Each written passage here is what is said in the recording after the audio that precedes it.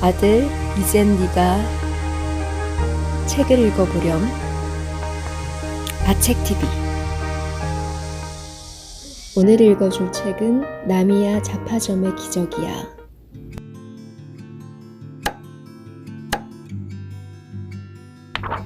1장. 답장은 우유 상자에.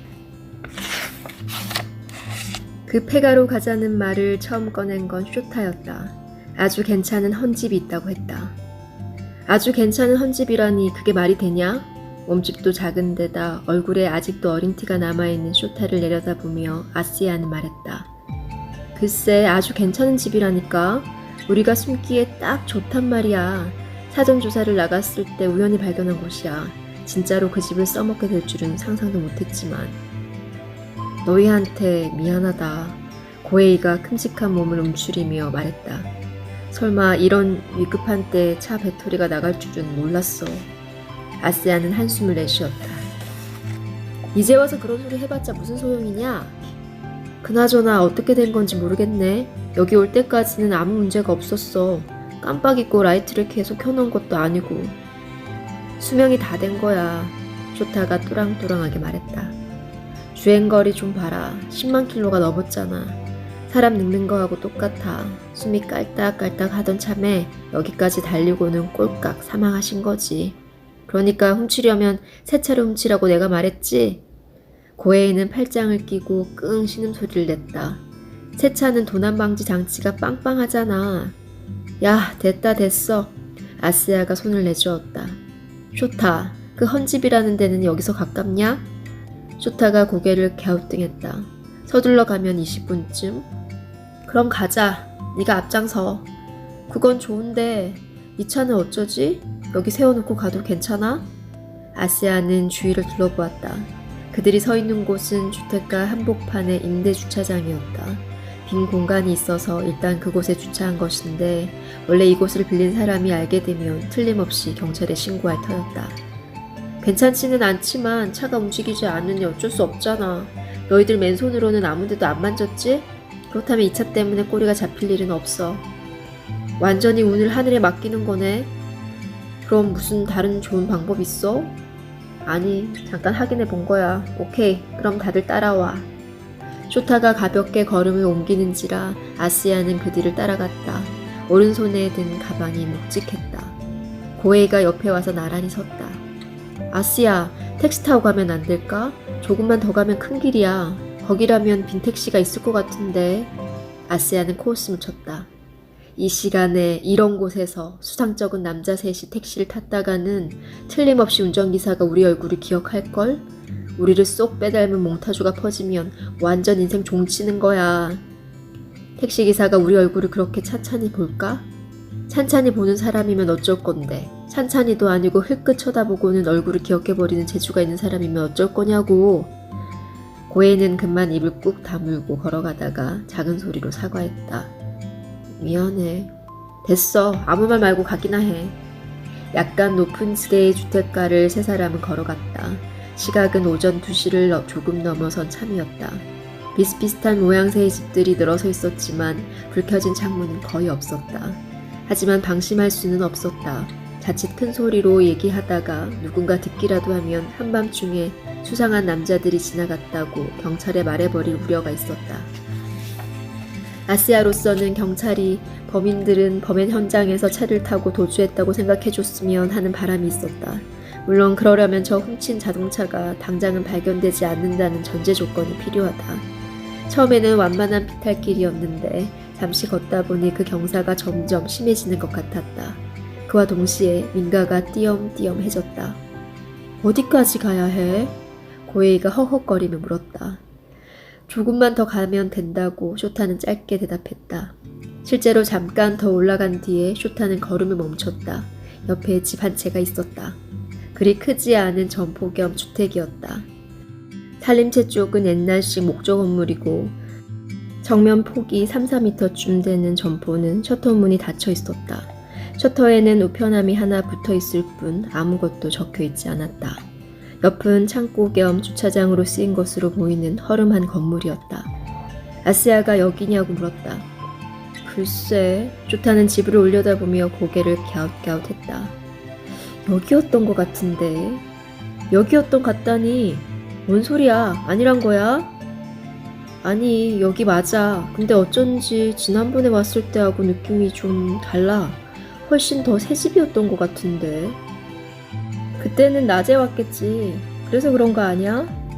뭐, 그럴 수도 있겠다. 아시아는 가방에서 손전등을 꺼내 셔터 주위를 비춰보았다. 위쪽 간판에서 자파점이라는 글씨가 가까스로 읽혔다. 그 앞에는 가게 이름이 있는 모양인데 희미해서 알아볼 수 없었다. 이런 곳에 자파점이라니 손님이 오기는 하겠냐? 아시아는 저도 모르게 말했다. 손님이 안 오니까 망했겠지. 쇼타가 지당한 말을 했다. 하긴 그렇다. 근데 어디로 들어가? 뒷문이 있어. 자물쇠가 망가졌더라고. 이쪽이야 라면서 쇼타는 집 건물과 창고 사이의 좁은 골목으로 들어갔다. 아시아와 고헤이도 따라 들어갔다. 폭이 1m 남짓한 통로였다. 비집고 들어가면서 고개를 젖혀 하늘을 올려다보았다. 머리 위쪽 한가운데 둥근 달이 떠 있었다. 들어가 보니 건물 뒤편에도 출입문이 있었다. 문짝에 달린 자그마한 나무 상자가 눈에 띄었다. 이건 뭐에 쓰는 거지? 고해이가 혼잣말처럼 중얼거렸다. 이거 몰라? 우유 상자잖아. 배달 우유 넣어주는 거. 아시아가 대답했다. 와, 그렇구나. 감탄한 얼굴로 고해이는 나무 상자를 훑어보고 있었다. 뒷문을 열고 세 사람은 안으로 들어갔다. 먼지 냄새가 풍겼지만 불쾌할 정도는 아니었다. 한평 남짓한 현관 한쪽에는 고장이 난 듯한 녹슨 세탁기가 놓여 있었다. 현관 바닥에는 먼지를 뿌옇게 뒤집어 쓴 슬리퍼 한 켤레가 놓여 있었다. 그것을 뛰어넘어 세 사람은 신발을 신은 채 안으로 들어갔다. 바로 앞이 주방이었다. 바닥에는 마루가 깔렸고 창가에 싱크대와 가스레인지가 나란히 이어졌다. 그 옆으로 투도어 냉장고, 주방 한가운데는 식탁과 의자가 있었다. 고해이가 냉장고를 열어보더니 못마땅한 듯 말했다. 아무것도 없네. 야, 당연하지. 쇼타가 입을 뾰족히 내밀며 나무랐다. 그보다 뭔가 들어있으면 어쩔 건데. 먹기라도 할래? 아니, 난 그냥 아무것도 없다고 말한 것뿐이야. 옆은 안방이었다. 서랍장과 불단이 남아있었다. 구석에는 방석이 쌓여 있었다. 붙박이장이 있었지만 굳이 열어볼 마음은 나지 않았다. 안방 건너편이 가게였다. 아시아는 가게 쪽을 손전등으로 비춰보았다. 상품 진열장에 아주 조금이지만 물건이 남아있었다. 문구류, 주방용품, 청소도구, 대충 그 정도였다.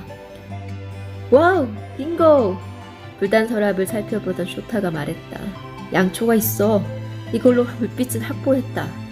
양초 몇 개의 라이터로 불을 붙여 여기저기에 세웠다. 그것만으로도 집안이 제법 환해졌다. 아시아는 손전등을 껐다. 고해이가 후휴 숨을 내쉬며 바닥에 털썩 주저앉았다. 이제는 날새김만 기다리면 되겠네. 아시아는 휴대폰을 꺼내 시각을 확인했다. 오전 2시 30분을 살짝 넘어선 참이었다. 이런 것도 있어. 불단의 맨 밑 서랍에서 쇼타가 잡지 같은 것을 꺼내 들었다. 해묵은 주간지인 모양이다. 어디 좀 보자. 아시아가 손을 내밀었다. 먼지를 털어내고 다시 한번 표지를 살펴보았다. 탤런트인가 젊은 여자가 활짝 웃고 있는 사진이었다. 어쩐지 낯익은 얼굴이다 싶어서 찬찬히 들여다보니 생각이 났다. 어머니 역할로 텔레비전 드라마에 자주 나오는 여배우다. 지금 나이가 60대 중반쯤일 것이다. 주간지를 뒤집어 발행일자를 확인했다. 40여 년 전 날짜가 찍혀 있었다. 두 사람에게 말해주었더니 눈이 휘둥그레졌다. 와, 굉장하네. 40년 전에는 어떤 일들이 있었지? 쇼타가 동그랗게 입을 벌리며 말했다. 아시아는 주간지 책장을 넘겨보았다. 전체적인 짜임새는 요즘 주간지와 별반 다르지 않았다. 화장지와 세제를 사재기 하는 바람에 슈퍼마켓이 대혼란. 이 얘기 나도 들은 적 있어. 아, 나도 그거 알아. 고해이가 말했다. 오일쇼크 때였어. 아시아는 목차를 대충 훑어보고 마지막으로 화보를 본 뒤에 주간지를 덮었다. 아이돌이나 누드 사진은 없었다. 이 집 언제까지 사람이 살았을까? 주간지를 다시 불단 서랍에 넣어놓고 아시아는 실내를 둘러보았다.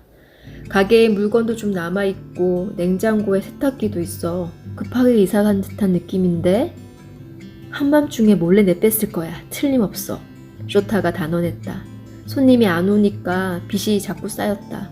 그래서 어느 날 밤 짐을 싸서 tos꼈다. 대충 그런 거지 뭐. 그런가? 아, 배고프다. 고에이가 처량한 소리를 냈다. 이 근처에는 편의점 없을까? 있어도 절대 못 가니까 그런 줄 알아. 아세아가 고에이를 흘겨보며 말했다. 아침까지 여기에 조용히 박혀있어. 한숨 자고 나면 금방 날 샐 테니까. 고에이는 목을 움츠리며 제 무릎을 껴안았다. 난 배고프면 잠이 안 오는데. 게다가 먼지가 수북해서 눕지도 못하겠어. 쇼타가 말했다. 하다못해 뭔가 깔 거라도 있으면 좋겠는데. 잠깐 있어봐. 그렇게 말하고 아시아는 자리에서 일어났다. 손전등을 들고 가게로 내려갔다. 상품 진열대를 비추면서 가게 안을 한 바퀴 살펴보았다. 비닐 시트 같은 게 있으면 좋겠다고 생각한 것이다. 통 모양으로 말린 창호지가 눈에 띄었다. 그걸 펼치면 그럭저럭 잠자리로 써먹을 수 있을지도 모른다. 그렇게 생각하고 손을 내밀려더 떼었다. 등 뒤에서 작은 소리가 났다. 흠칫해서 돌아보았다. 뭔가 하얀 것이 셔터 바로 앞에 종이 상자 속으로 툭 떨어지는 게 보였다. 손전등으로 종이 상자 안을 비춰보았다. 아무래도 편지 같았다. 한순간 온몸의 피가 수렁거렸다. 누군가 방금 셔터의 우편함에 넣고 간 것이다. 이 시간에 이런 폐가에 집배원이 우편물을 배달해 줄 리는 없다. 그렇다면 이 집에 자신들이 있다는 것을 눈치챈 누군가가 뭔가를 알려주려고 다녀갔다는 얘기가 된다. 아시아는 심호흡을 하고 우편함 투입구 뚜껑을 살그머니 열어 바깥 상황을 살펴보았다. 혹시 경찰차가 둘러싸고 있는 거 아닌가 하고 걱정했지만 예상과는 달리 바깥은 깜깜할 뿐이었다. 인기척도 없었다. 조금쯤 마음이 놓여서 편지를 집어들었다. 앞면에는 아무것도 적혀있지 않았다. 뒤집어 보니 동구스름한 글씨체로 달토끼라고 쓰여 있었다.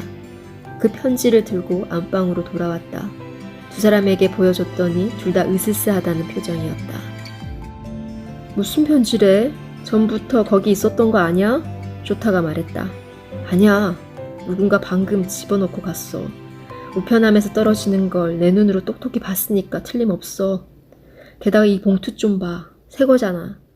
전부터 거기 있었던 봉투라면 이보다 훨씬 더 때를 탔겠지. 고에이가 큼직한 몸을 잔뜩 웅크렸다. 경찰인가? 나도 그 생각했는데 그건 아닌 것 같아. 경찰이라면 이런 흐리터분한 짓은 안 해. 그건 그래. 쇼타가 중얼거렸다. 경찰이 달토끼라는 달달한 이름을 쓸 리도 없고. 그럼 대체 누구냐고. 고에이가 불안한 듯 까만 눈동자를 굴렸다. 아시아는 봉투를 찬찬히 들여다보았다. 손에 느껴지는 감촉으로는 제법 두툼했다. 편지라고 한다면 꽤 긴 편지다. 이걸 우편함에 넣은 사람은 대체 우리에게 무엇을 전하려는 것인가? 아니야. 아시아는 고개를 저었다. 이건 우리한테 보낸 편지가 아니야. 왜냐고 묻듯이 두 사람이 동시에 아시아를 올려다보았다. 생각해봐. 우리가 이 집에 들어오고 얼마나 됐냐? 짤막한 메모라면 모르지만 이 정도로 두툼한 편지를 쓰려면 적어도 30분 이상은 걸릴 거라고. 맞는 말이야. 쇼타가 고개를 끄덕였다. 근데 이게 꼭 편지라고는 할 수 없잖아? 하긴 그렇지. 아시아는 다시 편지 봉투에 시선을 떨고 왔다. 날개에 풀칠을 해서 단단히 봉한 편지였다. 마음을 정하고 그 부분을 손끝으로 잡았다. 야, 뭐 하려고? 쇼타가 물었다. 뜯어봐야지. 편지를 읽어보는 게 가장 얘기가 빨라. 그래도 우리한테 온 편지가 아니잖아. 고에이가 말했다. 남의 편지를 마음대로 뜯어보는 건 안 좋은 일이야. 어쩔 수 없잖아. 받는 사람 이름도 없고. 아시아는 봉투를 뜯었다. 장갑을 낀 채 손가락을 넣어 편지지를 빼냈다. 펼쳐보니 파란 잉크로 쓴 글씨가 빼곡히 이어졌다. 첫 문장은 처음으로 상담 편지를 드립니다 라는 것이었다. 뭐야 이게? 아스야는 저도 모르게 중얼거렸다. 고에이와 쇼타가 옆에서 고개를 들이밀고 넘어다 보았다. 그것은 실로 기묘한 편지였다.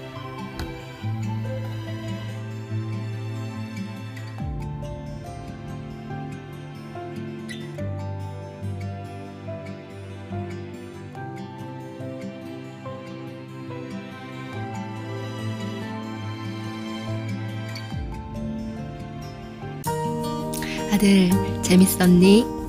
뒷이야기가 궁금하다면 이제 네가 한번 읽어보렴. 매